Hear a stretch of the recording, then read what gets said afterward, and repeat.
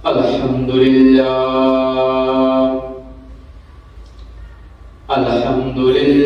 nasta'inuhu wa nastaghfiruhu wa nu'minu bihi wa natawakkalu alayhi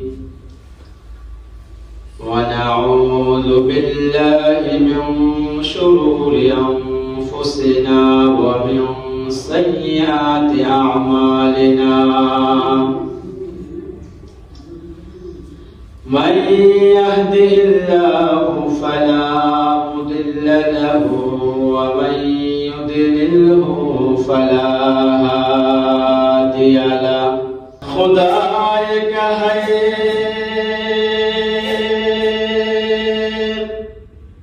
उसका कोई नहीं किसी कम में उसका साजी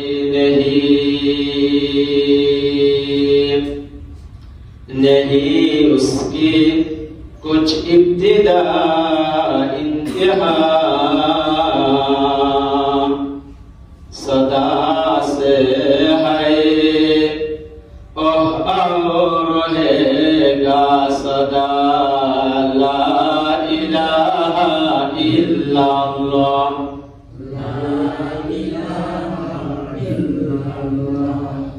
لا إله إلا الله لا إله إلا الله لا إله إلا الله محمد رسول الله صلى الله عليه وسلم محترم हाज़रीन उपस्थित সম্মানিত মুসলিয়ানে کرام পর্দার আড়ালে পর্দানশীল সম্মানিত মা ও বোনেরা আল্লাহ তাবারক ওয়া তাআলা দরবারে অসংখ্য অগণিত শুকরিয়া আদায় করি যে রব্বুল আলামিন আমাদেরকে অত্যন্ত মহব্বত করে দয়া করে ভালোবেসে আল্লাহ রব্বুল আলামিন পবিত্র জুমার দিন আল্লাহর পবিত্র ঘর মসজিদের মধ্যে নামাজের উদ্দেশ্যে আসার বসার এবং সাথে সাথে ধর্মীয় কিছু কথা বলার এবং শ্রবণ করার তৌফিক দান করেছেন।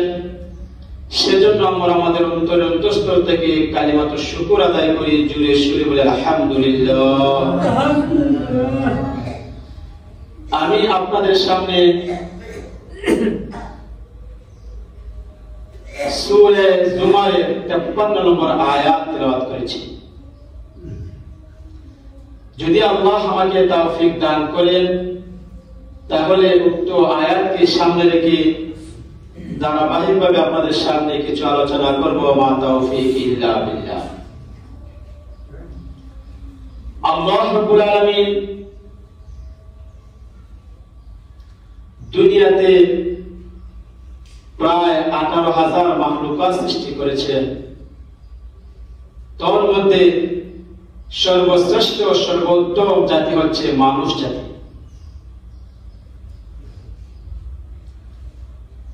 এই মানুষ জাতিকে আল্লাহ তাআলা দুনিয়াতে তার ইবাদত তার গোলামি করার জন্য আল্লাহ তাআলা সৃষ্টি করেছেন।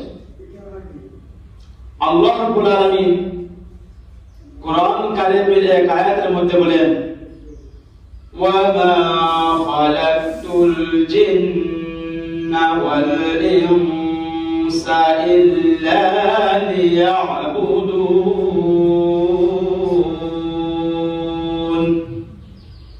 আমি আল্লাহ মানুষ এবং জিন জাতিকে আমি আল্লাহর ইবাদত করার জন্য সৃষ্টি করেছি।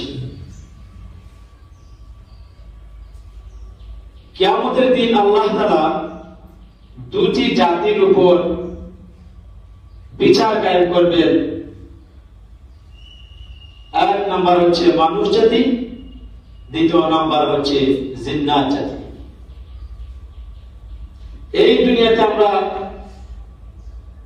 কে কি করতেছি, কে কিভাবে চলতেছি, কে কতটুকু আমল করতেছি, কে কতটুকু গুনাহ কাজ করতেছি, এই সবগুলা আমাদের উভয় কাঁধে দুইজন ফেরেশতা আছে, একজনে নেকির কাজের হিসাব লেখেন, অন্যজন গুনার কাজের হিসাব রাখে। কাল কিয়ামতের দিন এই ফেরেশতারা আমাদের ভালো কাজ এবং মন্দ কাজ আল্লাহর সামনে উপস্থাপন করবে। আর আল্লাহ সেই দিন, আল্লাহ তো এমনি ইনসাফগার, ইহসানগার, সেই দিন আল্লাহ তাআলা ইনসাফের সাথে বিচার কায়েম করবেন। তো সম্মানিত হাজিরিন, আমরা মানুষ জাতি, আমাদের চলা ফেরা, উঠা বসায়, কথাবার্তায়, আত্মীয়তায়, আদব কায়দায় আমাদের অনেক ভুলভ্রান্তি হয়। আমাদের জানা অজানা, ইচ্ছায় অনিচ্ছায় আমাদের অনেক গুনাহ হয়ে যায়, আমরা এগুলা বুঝতেও পারি না। জেনে না জেনে অনেক গুনার কাজ করি। আমরা অনেক লোক এমন আছি, 5 ওয়াক্ত নামাজ আমাদের উপর ফরজ করে দেওয়া হয়েছে। একজন মানুষের বয়স যখন 13 বছর, 14 বছর, 15 বছর হয়ে যায়, তার উপর 5 ওয়াক্ত নামাজ পড়া ফরজ হয়ে যায়। সে যদি 1 ওয়াক্ত নামাজ ইচ্ছাকৃতভাবে ছেড়ে দেয়, কাল কিয়ামতের দিন 2,88,00,000 বছর সে ওই নামাজের জন্য, নামাজ ছাড়ার কারণে তাকে আল্লাহ তাআলা আগুনের মধ্যে জ্বালাবেন 2,88,00,000 বছর। সম্মানিত হাজিরিন, আমাদের সমাজে এমন মানুষ আছে যারা আমরা ইচ্ছাকৃতভাবে নামাজ ছেড়ে দিই। সামনে রমজান মাস আসতেছে, আজকে শাবান মাসের 1 তারিখ, রমজান মাস আসতেছে, আমরা ইচ্ছাকৃতভাবে অনেকে রোজাও ছেড়ে দিই। কাল কিয়ামতের দিন আল্লাহ তাআলা আমাদেরকে এই রোজা ছাড়ার কারণে, নামাজ ছাড়ার কারণে, মানুষের হক নষ্ট করার কারণে, আল্লাহর হক নষ্ট করার কারণে কাল কিয়ামতের দিন আমাদের উপর বিচার কায়েম হবে। আল্লাহর হক যে সমস্ত বান্দা বান্দিরা আমরা ছেড়ে দিয়েছি, তাদের জন্য আল্লাহ রাব্বুল আলামিন বলতেছেন সূরা জুমারের মধ্যে, আল্লাহ একটি সুসংবাদ দিতেছেন। সুসংবাদ, ও আমার বান্দা বান্দিরা, তোমরা না বুঝে না সুঝে গুনার কাজ করছো, আমার হুকুম অমান্য করছো, নামাজ পড়ছো না, রোজা রাখছো না, হজ করছো না, যাকাত দিছো না, আমার হক তোমরা নষ্ট করছো। তোমরা এখনো গাফিও না, এখনো তোমরা গাফিও না, তোমরা এখনো তওবা কইরা আমার কাছে ফিরে আসো, আমি আল্লাহ তোমাদের সমস্ত গুনাহ মাফ করে দেব। আল্লাহ তাআলা এই কথাটি সূরা জুমারের মধ্যে গুনাহগারদেরকে আহ্বান করতেছেন, তোমরা এতদিন পর্যন্ত অন্যায় করছো, অপরাধ করছো, গুনার কাজ করছো, তোমরা লজ্জিত হইয়া আমার কাছে তোমরা সারেন্ডার হয়ে যাও, আমি তোমাদের অতীতের গুনাহগুলো মাফ করে দেব। যদি কোনো সম্ভব এই ঘোষণা পাওয়ার পরেও সে আল্লাহকে ভুলে যায়, আল্লাহর কাছে ফিরে না যায়, তাহলে ওই সমস্ত সম্ভব আর নাফরমানের জন্যই আল্লাহ তাআলার আযাব আর গজব। আল্লাহ তাআলা তার বান্দা বান্দীদেরকে ডেকে বলতেছেন সূরা জুমারের ৫ নম্বর আয়াতে, আল্লাহ বলতেছেন, قل يا عبادي الذين أسرفوا على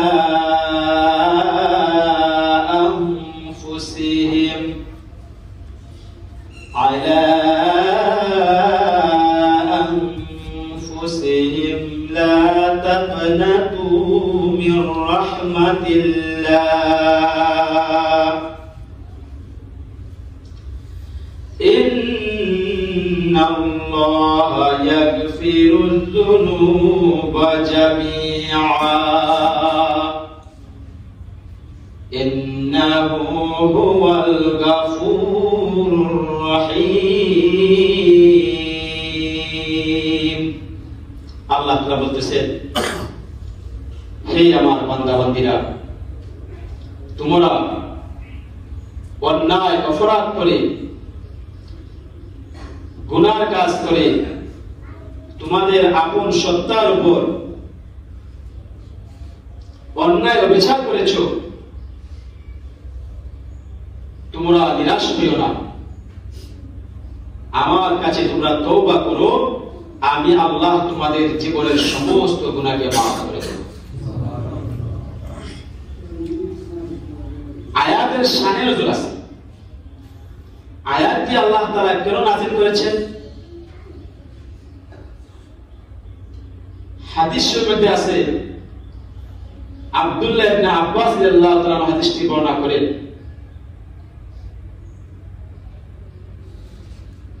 হযরত ওয়াহশী রাদিয়াল্লাহু তাআলা যিনি আল্লাহ রাসূল সাল্লাল্লাহু আলাইহি ওয়াসাল্লামের আপন চাচা হযরত হামজা রাদিয়াল্লাহু তাআলা কে হত্যা করেছিলেন। এই ওয়াহশী উনি আল্লাহ রাসূলের কাছে চিঠি পাঠালেন। চিঠির মধ্যে লিখে দিলেন, হে আল্লাহর নবী, হে আল্লাহর রাসূল, আপনি তো বলেছেন যে ব্যক্তি হত্যা করেছে, আল্লাহর সাথে শিরিক গুনাহ করেছে, জিনা ব্যভিচার করেছে, গুনার কাজ করেছে, আল্লাহ তাআলা তাকে কিয়ামতের দিন দ্বিগুণ শাস্তি প্রদান করবেন। আর আমি ওয়াহশী এই সব গুনাহ করেছি, আল্লাহ কি আমাকে ক্ষমা করবেন? সুবহানাল্লাহ। আল্লাহ রাব্বুল আলামিন সাথে সাথে জিবরাইলের মাধ্যমে আল্লাহ রাসূলের কাছে আয়াত নাযিল করে জানিয়ে দিয়েছেন, ইল্লা মান তাবা ওয়া আমানা ওয়া আমিলা আমালান সালিহান, ইল্লা মান তাবা ওয়া আমানা ওয়া আমিলা আমালান সালিহান, عملا صالحا فأولئك يبدل الله سيئاتهم حسنات، يبدل الله سيئاتهم حسنات وكان الله غفورا رحيما। আল্লাহ রাব্বুল আলামিন সাথে সাথে নবী মুহাম্মদকে জানিয়ে দিয়েছেন, ওগো নবীজি, সে ইসলাম গ্রহণ করতে চায়, আমার কাছে ফিরে আসতে চায়, তাকে আপনি জানিয়ে দেন যে ব্যক্তি আল্লাহর কাছে তাওবা করবে, নেক আমল করবে, আল্লাহ রাব্বুল আলামিন তার জীবনের সমস্ত গুনাহকে maaf করে দিবেন। তখন ওয়াহশী বলতেছে, এটা তো অনেক শর্ত,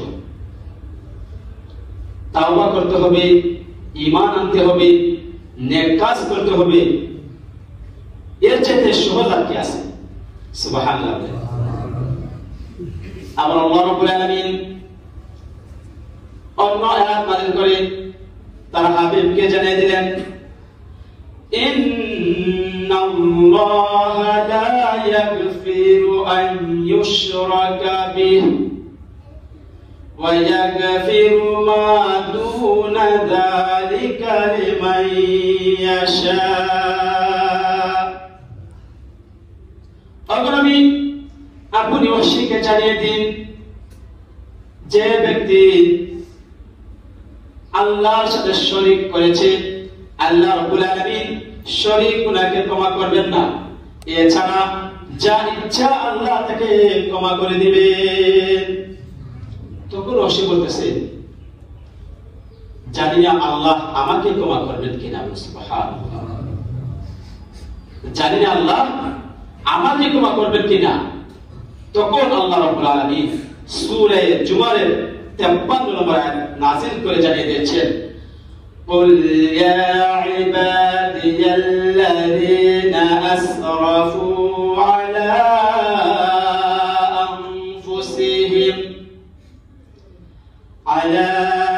أنفسهم لا تقنطوا من رحمة الله إن الله يغفر الذنوب جميعا إنه هو الغفور الرحيم আল্লাহ রাব্বুল আলামিন জানিয়ে দিয়েছেন যদি কোন আল্লাহর বান্দার বান্দি গুনাহ করে তার প্রভুর উপর জুলুম করে ফেলে অন্যায় অপরাধ করে ফেলে তারা যেন আমার রহমত থেকে নৈরাশ না হয় আল্লাহ রাব্বুল আলামিন বিশ্বের মানুষদেরকে জানিয়ে দিয়েছেন তোমরা আল্লাহর হক নষ্ট করেছো নামাজ ছেড়ে দিয়েছো রোজা ছেড়ে দিয়েছো হজ ছেড়ে দিয়েছো যাকাত গরিবের হক তোমরা আত্মসাৎ করে নিয়েছো আমি আল্লাহর হক তোমরা যারা নষ্ট করে দিয়েছো তোমরা আমার কাছে তওবা করো আমি আল্লাহ তোমাদের জীবনের तमाम গুনাহকে maaf করে দেব এই আয়াত যখন নাযিল হলো তখন নকশি বললেন এখন ইয়া রাসূলুল্লাহ আমাকে ইসলামে দীক্ষিত করে মুসলমান বানিয়ে দেন সুবহানাল্লাহ তাহলে এই আয়াতটি হচ্ছে আলোর প্রদীপ আয়াতটি হচ্ছে কি আলোর প্রদীপ যে আল্লাহ তাআলা তার বান্দা বান্দীকে ভুলতে চান না আল্লামা ইকবাল এই আয়াতকে উপভোগ করে উপলব্ধি করে বলেন ইয়া ইবাদি গুফতি লা তাকনাতু ফরমাউই আয় খুদা কুরবাশুম এহসাবর হেসা কর দাই আয় খুদা কুরবাশুম এহসাবর হেসা কর দাই আল্লামা ইকবাল বলেন আল্লাহ এত অপরাধ করেছি এত অন্যায় করেছি এত গুনার কাজ করেছি আল্লাহ এরপরও তুমি আমাদেরকে আমার বান্দা বলে ডাক দিয়েছো আল্লাহ তোমার এই কথার উপর আমি আমার জীবন যৌবন উৎসর্গ করে দিয়ে দিয়েছি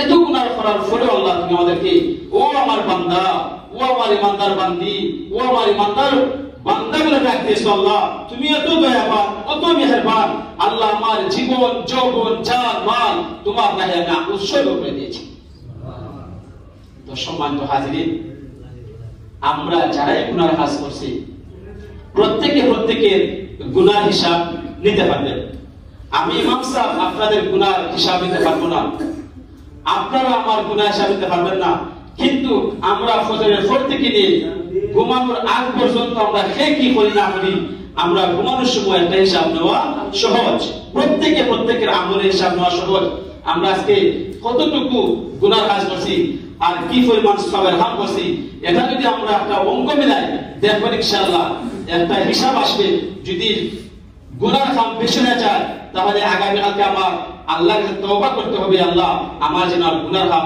না হয় দেখবেন সওয়াবের হাত ইনশাআল্লাহ বেড়ে গেছে এইভাবে আমরা প্রতিদিন হিসাব মিলাই হিসাব মিলানোর পরে যদি দেখি আমাদের গুনাহ বেশি হয়ে গেছে আমরা গুনাহ কাজ ছেড়ে দিয়ে আমরা সওয়াবের কাজ করব ইনশাআল্লাহ পারবো তো ইনশাআল্লাহ আল্লাহ সবাই তৌফিক দান করো সম্মানিত হাজির দেখেন তাওবা কত বড় একটা নিয়ামত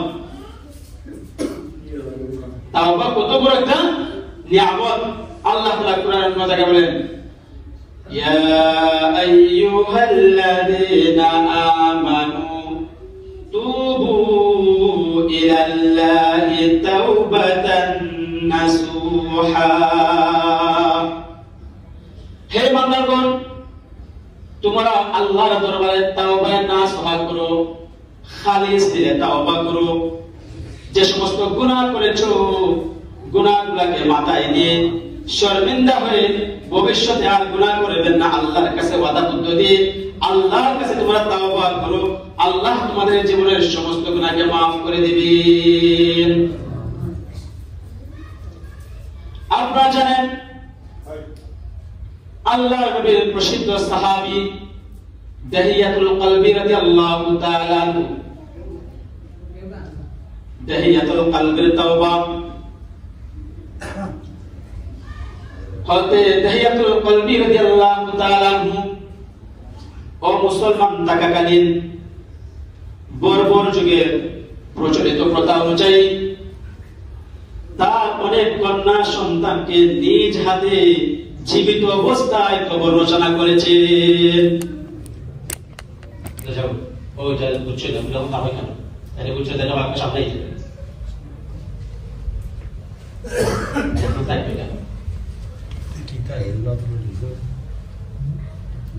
আচ্ছা যাই আপনার সামনে, সবার সামনে সামনে আসেন।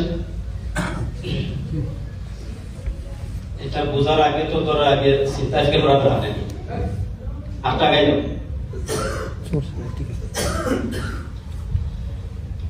আল্লাহ নবীর সাহাবী হযরত দাহিয়াতুল কলবি রাদিয়াল্লাহু তাআলা আনহুর তওবা। হযরত দাহিয়াতুল কলবি রাদিয়াল্লাহু তাআলা আনহু ও মুসলমান থাকাকালীন বর্বর যুগের প্রচলিত প্রথা অনুযায়ী তার অনেক কন্যা সন্তানকে জীবিত অবস্থায় কবর রচনা করেছেন। তার অনেক কন্যা সন্তানকে জীবিত চার পাটে দিয়েছেন। আল্লাহ রাসূল সাল্লাল্লাহু আলাইহি সাল্লাম আল্লাহর দরবারে দোয়া করেছেন, আল্লাহ আবু লাহাব অথবা দাহিয়াতুল কলবি উভয়জনের একজনকে মুসলমানে দীক্ষিত করে মুসলমানের হাতকে, ইসলামের হাতকে শক্তিশালী করিয়ে দিন। আল্লাহ রাব্বুল আলামিন আল্লাহ রাসূলের দোয়া দাহিয়াতুল কলবির শানে কবুল করেছেন। ফেরেশতার মাধ্যমে জানিয়ে দিয়েছেন, ও ফেরেশতা তুমি আমার হাবিবকে জানিয়ে দাও আগামীকাল দাহিয়া ইসলাম ধর্ম কবুল করার জন্য, ইসলামে দীক্ষিত হওয়ার জন্য আল্লাহ রাসূলের দরবারে যাবে। আল্লাহ রাসূল সাল্লাল্লাহু আলাইহি ওয়াসাল্লাম যখন জিবরাইলের কাছ থেকে এই সংবাদ পেলেন, সাথে সাথে সাহাবায়ে কেরামদেরকে জানিয়ে দিলেন, ও আমার সাহাবায়ে কেরাম, আগামীকাল দাহিয়াতুল কলবি আমার দরবারে আসবে, তোমরা তার সাথে কোনো বেয়াদবি আচরণ করবে না, তাকে ইস্তেকবাল দিয়ে স্বাগত জানিয়ে আমার কাছে নিয়ে আসবে। আল্লাহ রাসূল সাল্লাল্লাহু আলাইহি ওয়াসাল্লাম যেমন বলেছেন তেমনি যখন পরের দিন সকাল হলো, হযরত দাহিয়াতুল কলবি রাদিয়াল্লাহু তাআলা আনহু আল্লাহ রাসূলের দরবারে আসলেন। সাহাবায়ে কেরাম তাকে অভ্যর্থনা দিয়ে আল্লাহ রাসূল সাল্লাল্লাহু আলাইহি সাল্লামের কাছে নিয়ে আসলেন। যেহেতু দাহিয়াতুল কলবি সেও একটা পুত্রের নেতা ছিল, আল্লাহ রাসূল তার কিমত বুঝে কদর করেছেন। আল্লাহ রাসূল তাকে সম্মান জানিয়ে আল্লাহ রাসূলের শরীর থেকে শিয়র চাদর খুলে দাহিয়াতুল কলবিকে বসার জন্য জায়গা করে দিয়েছেন।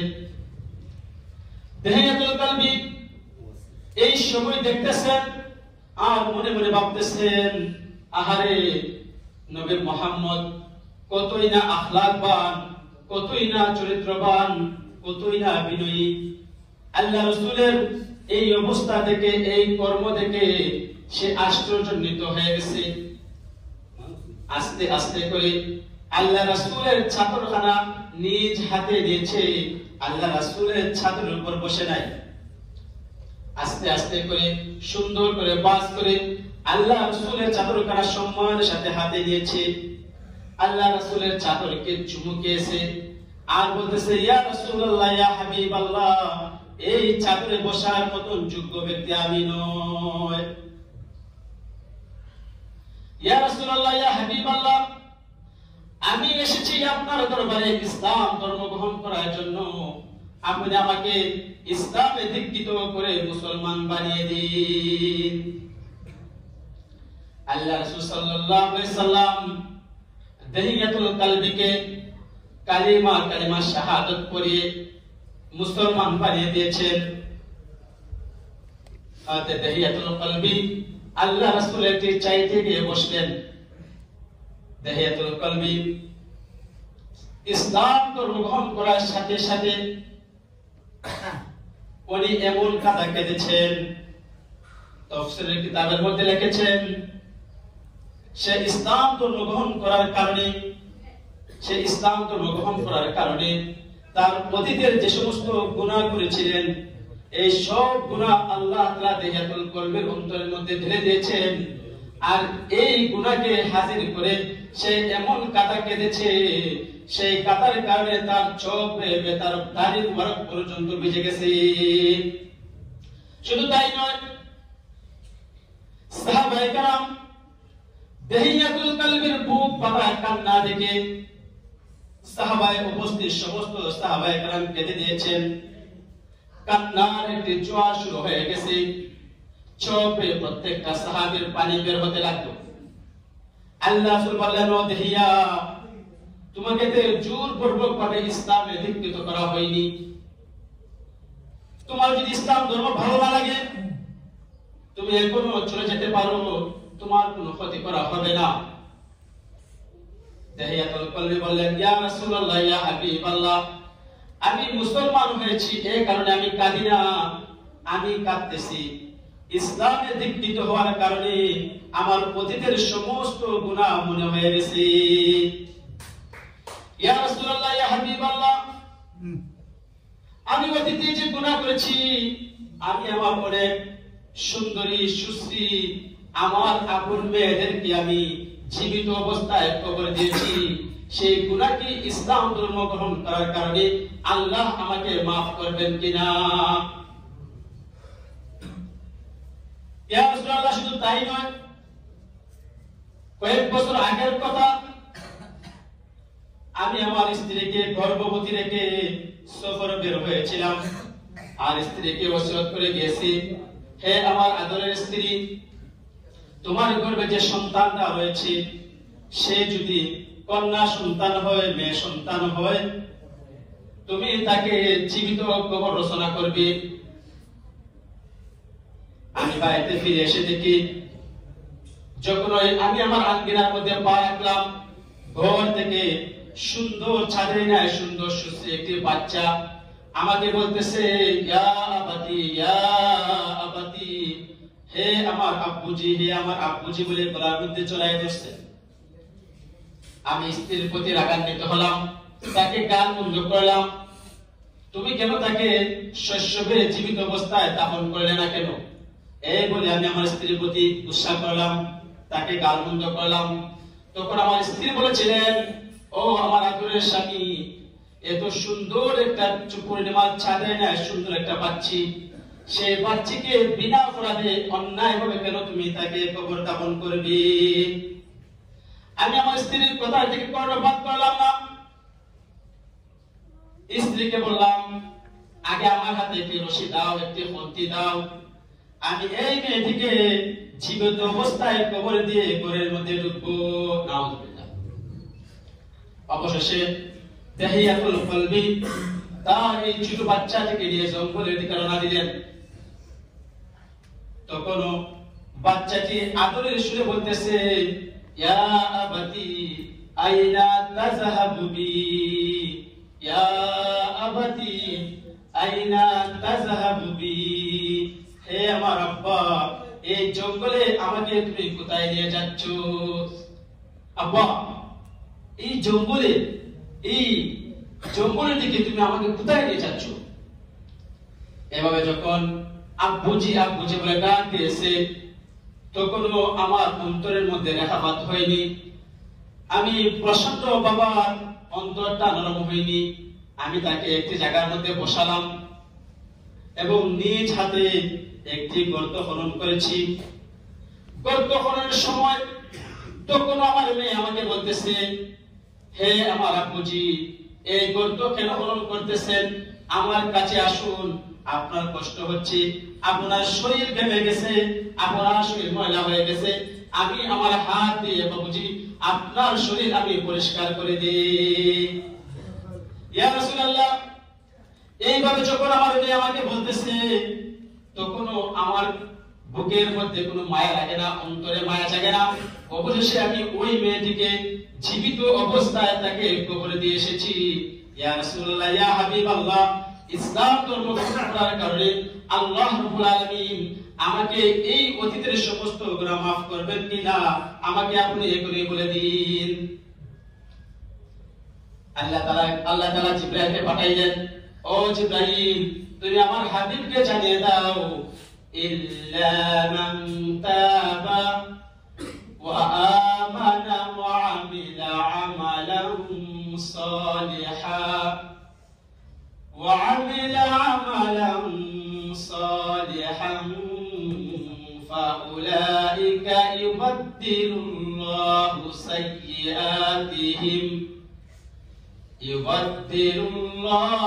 سيئاتهم حسنات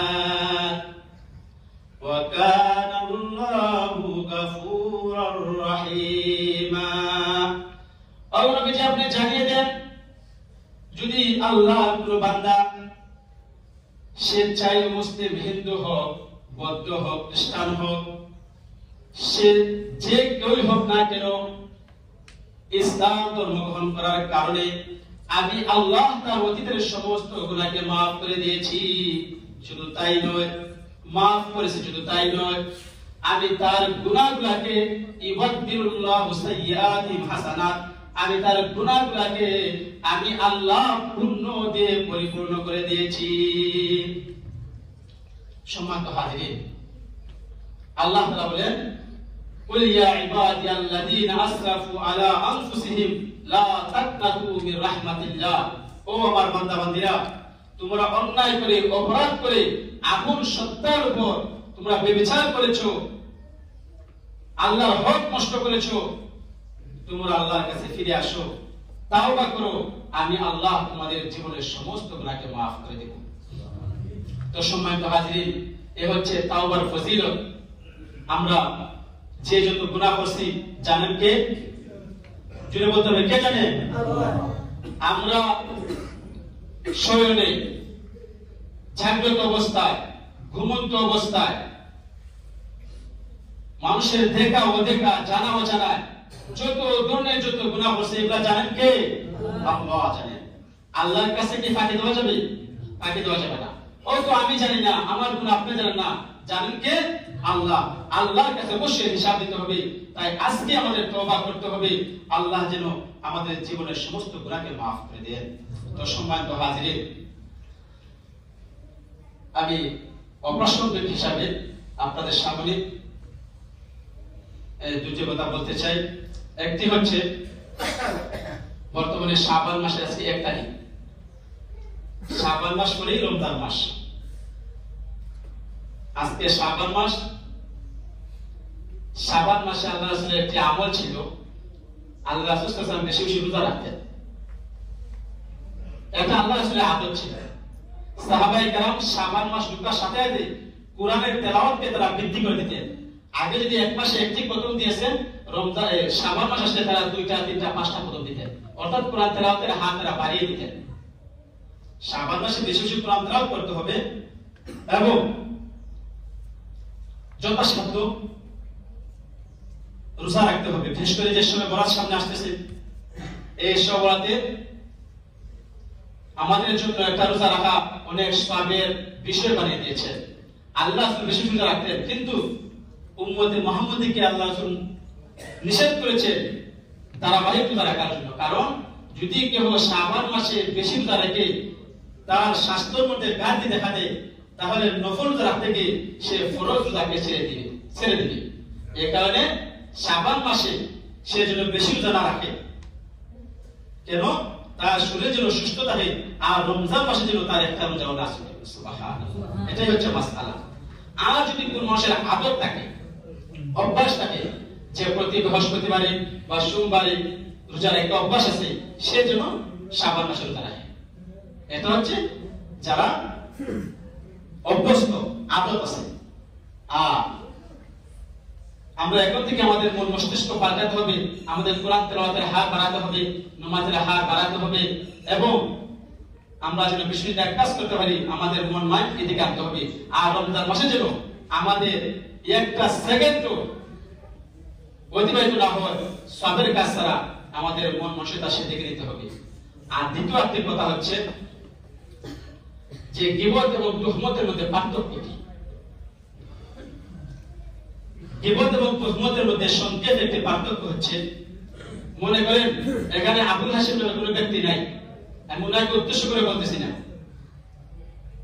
আবুল হাশিম নামে কোনো ব্যক্তি আছে, সে চুরি করছে, সে মানুষের হক নষ্ট করছে, অপরাধ করছে।